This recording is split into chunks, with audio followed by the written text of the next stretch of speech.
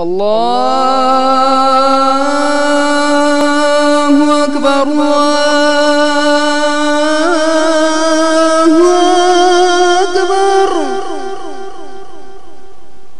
الله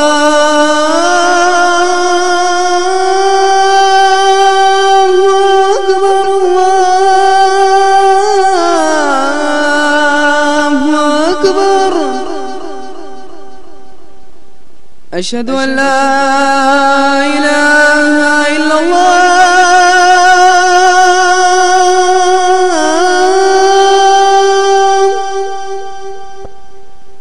أشهد أن لا إله إلا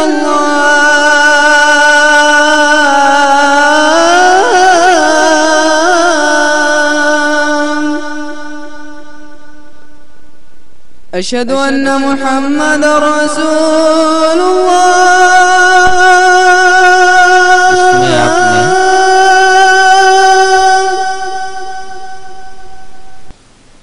قرآن حکیم کا پہلا پارہ اور دوسرے پارے کا پاؤ حصہ سماعت فرمایا۔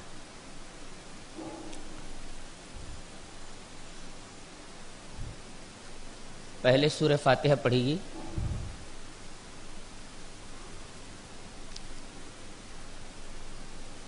سورہ فاتحہ سے پہلے اعوذ باللہ من الشیطان الرجیم، اس کے بعد بسم اللہ الرحمن الرحیم۔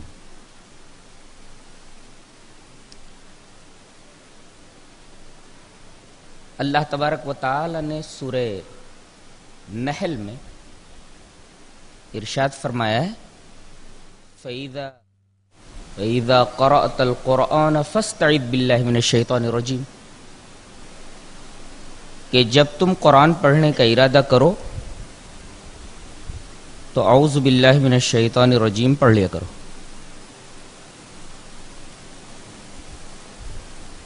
یعنی شیطان رجیم سے اللہ کی پناہ چاہ لیا کرو۔ اس کے بعد بسم اللہ الرحمن الرحیم پڑھی جائے۔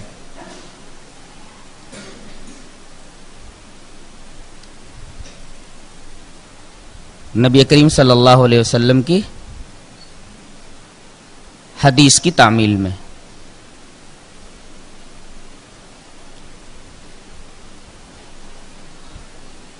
اعوذ باللہ من الشیطان الرجیم پہلے کیوں ہے اور بسم اللہ الرحمن الرحیم بعد میں کیوں ہے؟ وجہ یہ ہے کہ دفع مضرت جلب منفعت پر مقدم ہوا کرتا ہے، نہیں سمجھے؟ دفع مضرت کا مطلب ہوتا ہے تکلیف کا دور کرنا، اور جلب منفعت کا مطلب ہوتا ہے نفع کا حاصل کرنا۔ تو پہلے ضرر رساں چیزوں کو دور کرنے کی اپنے سے اللہ تبارک و تعالی کے حضور درخواست کرو، اور اس کے بعد جو نفع طلب کرنا ہے وہ کرو۔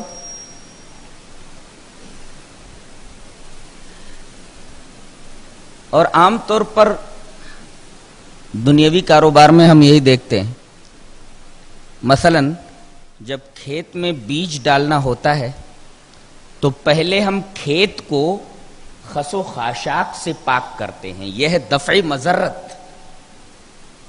اس کے بعد بیج ڈالتے ہیں فصل کی امید میں، یہ ہے جلب منفعت۔ تو دنیاوی اعتبار سے بھی دفع مضرت مقدم ہے جلب منفعت پر۔ غور کیا کرتا تھا میں کہ اللہ تبارک و تعالی نے یہ کیوں فرمایا ہے کہ جب تم قرآن پڑھنے لگو تو شیطان رجیم سے اللہ کی پناہ مانگ لیا کرو، پناہ چاہ لیا کرو۔ وجہ کیا ہے؟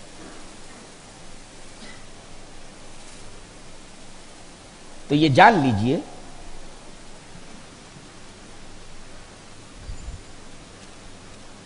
کہ شیطان انسان کا کھلا ہوا دشمن ہے. وہ ایسے ایسے دامے فریب بچھاتا ہے کہ اگر انسان کو اس دامے فریب کا علم نہ ہو تو اس میں پھنس جائے گا.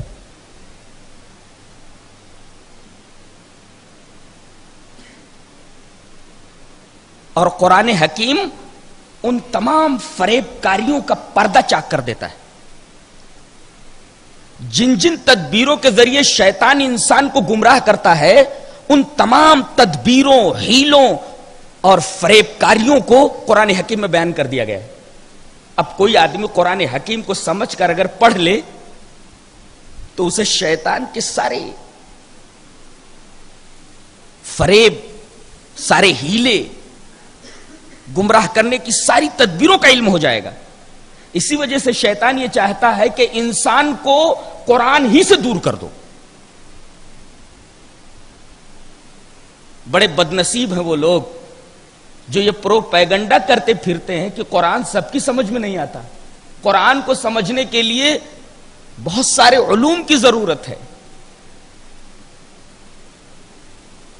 در حقیقت یہ جراثیم ان کے ذہن میں شیطان نے ڈالے ہیں. مقصد یہ ہے کہ لوگوں کو قرآن حکیم سے دور کر دیا جائے. اب جب وہ قرآن کریم پڑھیں گے نہیں تو شیطان کے بچھائے ہوئے جالوں سے اپنے آپ کو کیسے بچا سکتے ہیں؟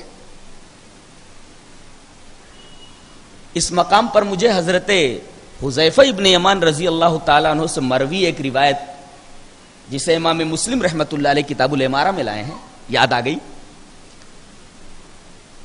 حضرت حذیفہ فرماتے ہیں کہ لوگ رسول اللہ صلی اللہ علیہ وسلم کے پاس آ کر کے خیر کے بارے میں سوال کرتے تھے اور میں شر کے بارے میں سوال کرتا تھا اس ڈر سے کہ کہیں میں شر میں مبتلا نہ ہو جاؤں. یہ حدیث بتا رہی ہے کہ جہاں یہ جاننا ضروری ہے کہ خیر کیا ہے وہیں یہ جاننا ضروری ہے کہ شر کیا ہے. جہاں یہ جاننا ضروری ہے کہ توحید کیا ہے وہیں یہ جاننا ضروری ہے کہ شرک کیا ہے. جہاں یہ جاننا ضروری ہے کہ سنت کیا ہے وہاں یہ جاننا ضروری ہے کہ بدعت کیا ہے. اگر بدعت کے بارے میں علم نہیں ہوگا تو آپ بدعتوں میں ملوث ہو جائیں گے، گرفتار ہو جائیں گے. شرک کے بارے میں علم نہیں ہوگا، شرک میں گرفتار ہو جائیں گے. تو شیطان کی سب سے بڑی خواہش یہ ہے کہ انسان کو قرآن سے دور کر دے تاکہ اس کے بچھائے ہوئے جالوں سے لوگوں کو واقفیت نہ ہو. اسی وجہ سے اللہ تبارک و تعالی نے یہ حکم دیا کہ جب تم قرآن حکیم پڑھنے کا ارادہ کرو تو اعوذ باللہ من الشیطان الرجیم پڑھ لیا کرو تاکہ تمہیں وہ قرآن کریم سے دور نہ کر دے، قرآن حکیم سے تم کو ہٹا نہ دے، اس سے تم کو بیزار نہ کر دے. اس کے بعد بسم اللہ الرحمن الرحیم. نبی کریم صلی اللہ علیہ وسلم کا ارشاد عالی ہے کہ جو شخص کوئی بھی امر زیبال، کوئی بھی اہم کام کرنے لگے اور وہ بسم اللہ سے اس کام کو نہ شروع کرے وہ کام ابتر رہتا ہے اور دم بریدہ رہتا ہے، ناتمام رہتا ہے. اور قرآن حکیم پڑھنے سے بڑا امر زیبال اور کیا ہو سکتا ہے؟ لہذا اس کے لیے بھی بسم اللہ الرحمن الرحیم پڑھ لیا جائے. سوال یہ پیدا ہوتا ہے کہ اعوذ باللہ من الشیطان الرجیم اور بسم اللہ الرحمن الرحیم یعنی تعوذ اور بسملہ، اعوذ باللہ من الشیطان الرجیم اور بسم اللہ الرحمن الرحیم، تعوذ اور بسملہ دونوں قرآن حکیم کی قرات کے وقت پڑھنا واجب ہے یا مستحب ہے؟ اس میں دو گروہ ہیں فقہا کے. بعض لوگوں نے کہا کہ واجب ہے پڑھنا، بعض لوگوں نے کہا مستحب ہے، لیکن زیادہ تر لوگ اس کے وجوب کی طرف گئے ہیں کہ پڑھنا واجب ہے. نماز میں بسم اللہ الرحمن الرحیم کو سورہ فاتحہ کے شروع میں زور سے بھی کبھی پڑھ لیا جائے اور کبھی دھیرے پڑھ لیا جائے، اس لیے کہ دونوں روایتیں اس تعلق سے آئیں. بسم اللہ الرحمن الرحیم میں اللہ تبارک و تعالی کا جو نام ہے اللہ، اس کے ساتھ اس کی دو صفتیں آئی ہیں، رحمان اور رحیم. جب بندہ کہتا ہے بسم اللہ الرحمن الرحیم تو وہ یہ دعا کرتا ہے کہ اے اللہ میں یہ کام شروع کر رہا ہوں تیرے نام سے، اور تیری ان دو صفتوں کے حوالے سے، رحمان اور رحیم۔ رحمان در حقیقت اللہ تبارک و تعالی کی سب سے عظیم صفت ہے۔ سب سے عام صفت تو صفت ربوبیت ہے، لیکن سب سے اعلی درجے کی صفت صفت رحمان۔ جب بندہ الرحمن الرحیم بولتا ہے، گویا اللہ تبارک و تعالی سے دعا کرتا ہے کہ اے اللہ مجھے علم میں کمال عطا کر، اور جب رحیم بولتا ہے تو کہتا ہے اے اللہ مجھے عمل میں کمال عطا کر، اس لیے کہ اگر آدمی کو علم میں کمال نہ ہو تو ٹھیک طریقے سے اس کام کو نہیں کر سکتا، اور کوئی عمل کرے اور کامل طریقے سے نہ کرے تو اس کام کے جو بہتر نتائج ہوتے ہیں وہ نتائج وہ حاصل نہیں کر سکتا۔ مثلا کوئی لڑکا علم طب پڑھتا ہے، ڈاکٹری پڑھتا ہے، اگر اچھی طریقے سے وہ علم نہ پڑھے، گہرائی سے ڈاکٹری کی کتابوں کا مطالعہ نہ کرے، اس علم میں کمال نہ حاصل کرے تو اچھا ڈاکٹر بن پائے گا؟ سوال ہی نہیں، مریض کو مار ڈالے گا وہ۔ تو علم ناقص یہ خود اس کے حق میں بھی مضر ہے اور دوسرے لوگوں کے حق میں بھی مضر ہے، اور عمل اگر کامل نہ کرے تو اس کی مثال ایسے ہے جیسے آپریشن کر کے کینچی اسی کے اندر ڈال کر کے ٹانکے لگا دے، لیگیشن کر دے۔ تو جب بندہ کہتا ہے بسم اللہ الرحمن الرحیم تو کہتا ہے اے اللہ میں تیرے ان دو ناموں کے حوالے سے دو چیزیں مانگتا ہوں، ایک تو کمال علم اور دوسرے کمال عمل۔ علم دے تو کامل دے اور عمل دے تو کامل دے۔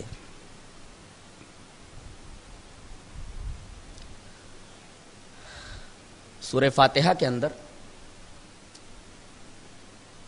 7 آیتیں ہیں تو آپ کو معلوم، اس کے بعد یہ جاننا ضروری ہے کہ اس میں کتنی باتیں کہی گئی ہیں۔ اس میں 10 باتیں کہی گئی، 5 کا تعلق اللہ سے ہے اور 5 کا تعلق بندوں سے ہے۔ الوہیت کا تعلق اللہ سے جو الحمدللہ سے ظاہر ہے، الوہیت کا تعلق کہ معبود وہی ہے، الوہیت کا تعلق اللہ سے، ربوبیت کا تعلق اللہ سے رب العالمین، رحمانیت کا تعلق اللہ سے، رحیمیت کا تعلق اللہ سے، مالکیت کا تعلق اللہ سے۔ یہ 5 اللہ کے لیے۔ 5 چیزیں بندوں کے لیے کون سی ہیں؟ ایاک نعبد، عبادت بندہ کرے اللہ کے لیے، مدد مانگے و ایاک نستعین، استعانت، عبادت بندوں سے متعلق، مدد مانگنا یہ بندے سے متعلق، اہدنا الصراط المستقیم طلب ہدایت یہ بندوں سے متعلق،